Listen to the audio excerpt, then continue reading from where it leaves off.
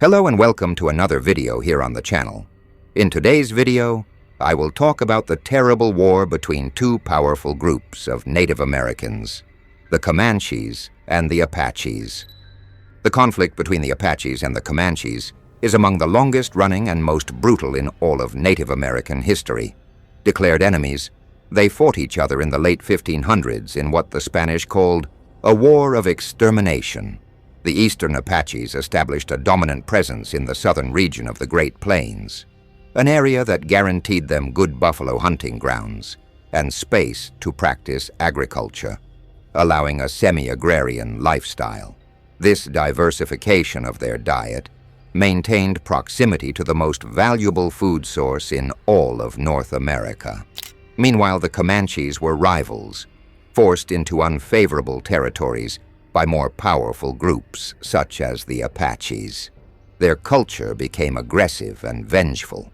However, in the mid-1600s, a major change caused by their greatest enemy would lead them to become the most powerful native group in American history. In the 16th century, Spanish success in Mexico led to a continued desire for conquest. Europeans gradually moved north, colonizing and spreading their influence until they reached Apache territory. The Spanish presence in America brought metal armor, weapons, and hundreds of horses.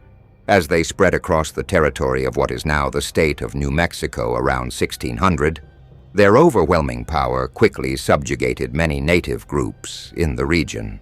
These native groups were forced to adopt Christianity and work for the Spanish, as had happened in Central and South America for the previous 100 years. However, the Apaches, who were the dominant natives of the region, were not as easy to dominate as the other natives.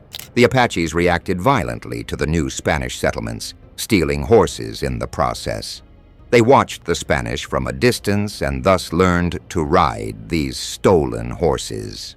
By the 1650s, the Apaches were conducting mounted attacks on horseback, and the horses' added speed made them even more dangerous and effective. The constant attacks were more than the Spanish in the region could bear. Spanish settlements such as Taos and Santa Fe were frequent targets, and the Pueblo Indians, whom the Spanish had conquered, were unfortunate victims of Apache terror. As subjects of the Spanish, the Pueblo expected protection, but the Spanish were unable to defend them from the Apaches. In raids, the Apaches killed anyone who opposed them and then left with everything they could, from horses to supplies. By 1680, the constant attacks by the Apaches had become such a problem that the Pueblo people realized the Spanish could do nothing to protect them. They then gave up their alliance with the Spanish and revolted, expelling the Spanish from New Mexico. In the process, 1,000 Spanish horses escaped. These were mustangs, horses well adapted to living on the Great Plains, which spread and changed everything for the Comanches. In the following years, the Spanish continued to be constantly attacked by the Apaches. However, in 1706, the Spanish realized that the attacks against them had stopped. Reports began to reach Spanish settlements that the Apaches were acting strangely. Several groups of Apaches left the plains, hastily abandoning their settlements and farms. The Spanish had heard rumors of major battles, but had no idea who the Apaches were facing. They just knew that the enemy was from the north, rode horses, and was powerful, fast, and dangerous. By the 1720s, the Apaches had already suffered thousands of casualties and were no longer the dominant Native Americans in the region. They were so devastated that many bands moved into the mountains, and others even sought protection from the Spanish. Some bands were simply decimated. Spanish expeditions discovered that bands of Apaches such as the Farones, Carlanes, and Palomas were completely exterminated by an enemy still unknown to them. In conversation with other Native Americans, the Spanish came up with a name, Comanche. The ghostly invaders from the north were called Comanche in the native language. The closest meaning for the name is, "those who are against me all the time." Historically, the Comanches were described as poorly organized and, among the Native Americans, they were practically the least powerful.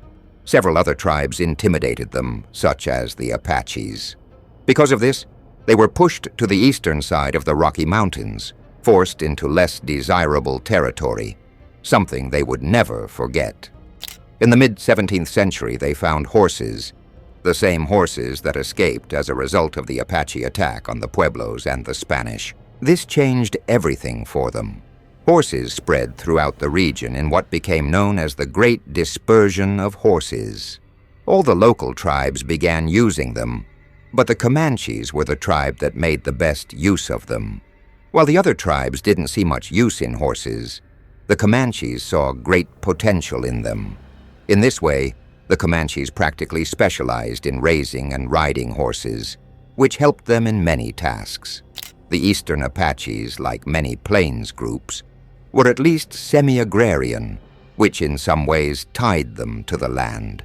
The Comanches, on the other hand, were complete nomads and could be anywhere on the plains, with horses giving them the ability to cover previously inaccessible areas. The Comanches were buffalo hunters, and covering a large area in less time was very valuable to them. As warriors, this made them terrifying. Most Comanche raids took place in the spring and summer, when the grass on the plains was tall enough to provide food for their horses. They usually moved at night, with the light of the full moon illuminating the plains, offering them visibility to attack and escape. The attacks were surprise and brutal, and the colonists referred to these conditions as the Comanche moon. The biggest advantage that made them more effective than everyone else was that they fought fully mounted, something that almost no other tribe did. The Comanches learned to shoot a bow perfectly while riding toward the enemy or buffalo. They protected their bodies from enemies by hanging onto the sides of their horses while simultaneously shooting arrows under their necks with deadly accuracy. The Apaches used horses to help with their journey, but when they went to fight, they got off their horses. The Apaches were great warriors and just as brutal as the Comanches, but the fact that they did not specialize in fighting on horseback gave the Comanches a huge advantage. Another fact that gave the Comanches an advantage was that when they were at war, they never slept in the same place twice. This was practically something cultural for them since, as mentioned earlier in this video, for years the Comanches were attacked and forced to leave their territory by other tribes. The Apaches, on the other hand, established fixed settlements at various points that they considered strategic. This way they were easily found and became easy targets for the Comanches. If the Apaches were a terror to the Spanish, the Comanches were worse to the Apaches. Even after centuries, the Comanches remembered how they were treated when they were weak, which made them vengeful and aggressive towards their enemies. The Comanches' purpose was always the same: to catch the Apaches off guard in their settlements, make a sudden attack, kill as many Apaches as they could, capture women and children for the slave trade in New Mexico, plunder resources, and destroy crops. The war between these two great Native American tribes lasted decades and was largely lost to history. The Spanish only witnessed it from a distance, but we know it was brutal enough that Comanches everywhere became enemies of all Apaches. The Panlevs were among the last Apaches remaining on the plains in the 1720s. The Mescaleros and J. Carriles retreated in 1723. A conflict called El Gran Sierra del Ferrero involved a massive attack by the Comanches against the Apache group of the Lipans. The battle lasted several days and resulted in the deaths of many Lipans warriors and the capture of several women and children. The Lipans were forced to retreat into mountainous deserts and were trapped between the Comanches to the north and the Spanish to the south. In 1749, a group of Apaches rode to San Antonio to make a peace treaty with the Spanish. This initiative was motivated by constant attacks by the Comanches, who expelled them from their resource-rich territory.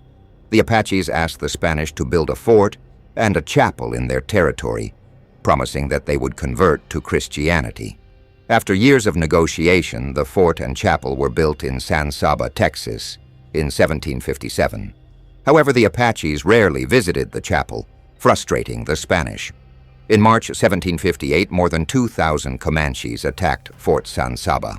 The Spanish were surprised by the strength and organization of the Comanches, who managed to destroy the chapel and kill several Spaniards, including 8 local priests.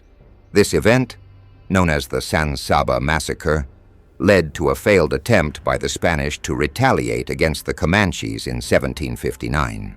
Comanche raids continued to ravage the Spanish borderlands, forcing the Spanish to reconsider their strategies. In 1780, Texas Governor Domingo Cabello was stunned by the devastation caused by the attacks.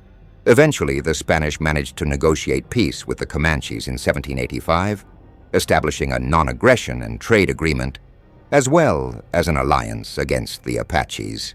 In January 1790, a Spanish-Comanche alliance led by General Juan de Ugalde massacred hundreds of Lipan's Apache warriors, significantly weakening the tribe. With this, the Comanches consolidated their dominance on the Great Plains, and the Apaches were forced to retreat into the mountains, where they continued to resist. This was a time of brutal conflict and strategic shifts that shaped the history of native tribes and Spanish colonizers. And this was today's video. Thank you very much for watching until the end. If you liked it, leave a like to support my work. I'll see you in the next video.